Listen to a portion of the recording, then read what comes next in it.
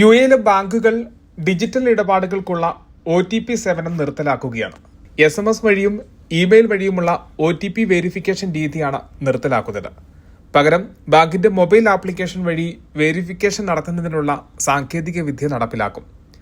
Digital ഇടപാടുകൾ കൂടുതൽ സുരക്ഷിതമാക്കുന്നതിന്റെ ഭാഗമായി US സെൻട്രൽ ബാങ്ക് രാജ്യത്തെ ബാങ്കുകൾക്ക് നിർദ്ദേശം നൽകി കഴിഞ്ഞു. ഓൺലൈൻ ഇടപാടുകൾക്ക് നാളെ മുതൽ SMS വഴിയും ഇമെയിൽ വഴിയുമുള്ള OTP സേവനങ്ങൾക്ക് പകരം ആപ്പ് വഴിയുള്ള പരിശോധന ഘട്ടം ഘട്ടമായി ആരംഭിക്കും. 2026 മാർച്ചോടെ പൂർണ്ണമായും ആപ്പ് അധിഷ്ഠിത OTP പരിശോധന നടത്തുന്നതിനാണ് നീക്കം. എല്ലാ ബാങ്കുകളും ആഭ്യന്തര രാജ്യാന്തര ഇടപാടുകൾ നടത്തുന്നതിന് മൊബൈൽ ആപ്ലിക്കേഷൻ വഴി വെരിഫിക്കേഷൻ നടത്തുന്നതിനാണ് നിർദ്ദേശം നൽകിയിരിക്കുന്നത്. ഇടപാടുകൾ സുരക്ഷിതമാക്കുന്നതിനാണ് പുതിയ പദ്ധതി നടപ്പിലാക്കുന്നത്.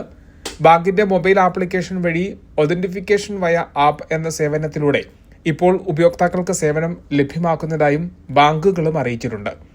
സിം സ്വാപ്പിംഗ്, ഫിഷിംഗ് പോലുള്ള പ്രവർത്തനങ്ങളിലൂടെ SMS, ഇമെയിൽ വഴിയുള്ള OTP ഹാക്ക് ചെയ്യുന്ന രീതിയാണ് സൈബർ കുറ്റവാളികൾ സ്വീകരിക്കുന്നത്.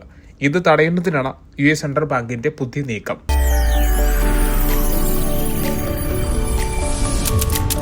NTV UAE to the world.